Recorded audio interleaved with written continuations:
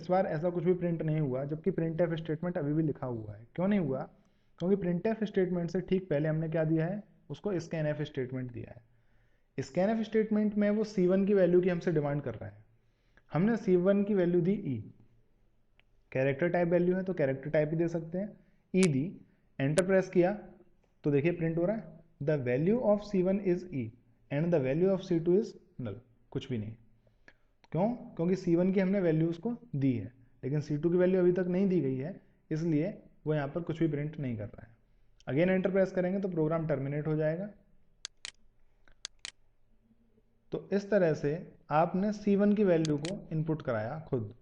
अब हम चाहते हैं कि हम C2 की वैल्यू भी स्कैन कराएं, तो क्या लिखेंगे आप, स्कैन एफ, ब्रैकेट स्टार्ट करेंगे, डबल कोट लगाएंगे, मॉड्यूल सी लिखेंगे, %c लिखेंगे, कॉमा, %c क्यों लिखा? क्योंकि ये फॉर्मेट स्पेसिफायर है कैरेक्टर का, और हम किसकी वैल्यू लेना चाहते हैं, जिसकी वैल्यू आप लेना चाहते हैं उसके लिए आप इस्तेमाल करेंगे एम्परसेंड साइन का।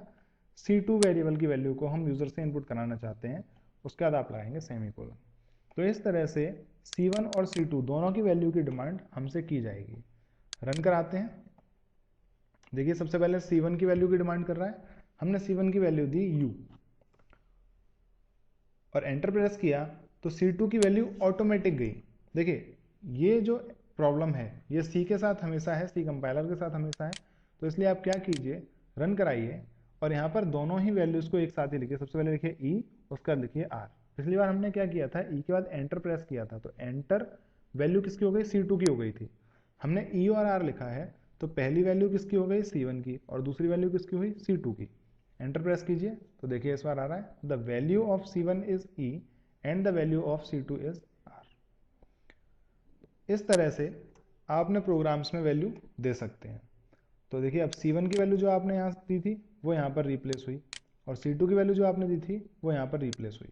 तो इस तरह से आप यूज़र से किसी भी वैल्यू का इनपुट ले सकते हैं। लेकिन इस प्रोग्राम में अभी एक कमी है, आप प्रिंटएफ स्टेटमेंट का इस्तेमाल करना जानते हैं, स्कैनएफ स्टेटमेंट का भी इस्तेमाल करना जानते हैं, लेकिन फिर भी ये प्रोग्राम अभी अच्छी तरह से लुक नहीं दे रहा है। जब कोई वैल्यू मांगी जा रही है तो क्यों ना उसे प्रॉपर वे में लिखा जाए। आपने प्रोग्राम बनाया है तो आपको समझ में आ रहा है कि प्रोग्राम C1 की वैल्यू की डिमांड कर रहा है, C2 की वैल्यू की डिमांड कर रहा है, लेकिन जब यूज़र कोई और थर्ड पर्सन इसको रन कराएगा तो उसको नहीं पता होगा कि प्रोग्राम क्या काम कर रहा है।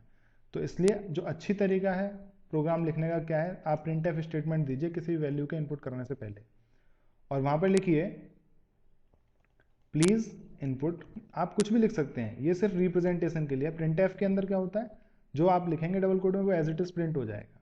तो यहाँ लिखिए प्लीज इनपुट अ वैल्यू।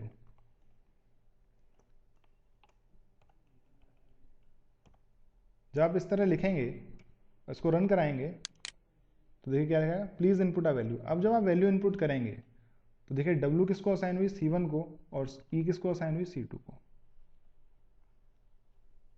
ये बेटर वे है प्रोग्राम लिखने का। तो आइंदा जब भी आप कोई वैल्यू को स्कैन कराते हैं यानी कि इनपुट कराते हैं तो उससे पहले एक प्रिंटएफ स्टेटमेंट डालिए जो इंडिकेट करेगा कि क्या इनपुट होना चाहिए।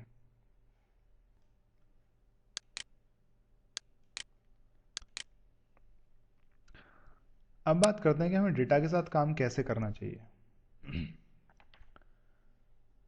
सबसे पहले क्रिएट कीजिए एक वेरिएबल को और उसे कोई डेटा टाइप असाइन कीजिए। मतलब आप किसी डेटा टाइप का एक वेरिएबल बनाएंगे, जैसा कि हमने बनाया था कैर C1, तो उससे क्या हुआ था, कैरेक्टर डेटा टाइप का एक वेरिएबल बना था C1। पहला स्टेप, कोई भी डेटा के साथ आप काम करना चाहते हो, पहला स्टेप यही होता है कि आप एक वेरिएबल बनाइए और उसको एक डेटा टाइप असाइन कीजिए।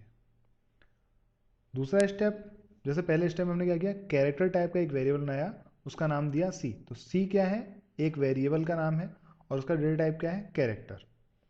जब आप कोई भी वेरिएबल बनाते हैं तो देखिए कंप्यूटर की मेमोरी में जो फ़र्क आते हैं वो मैं आपको दिखाता हूँ, उनको समझने की कोशिश कीजिए।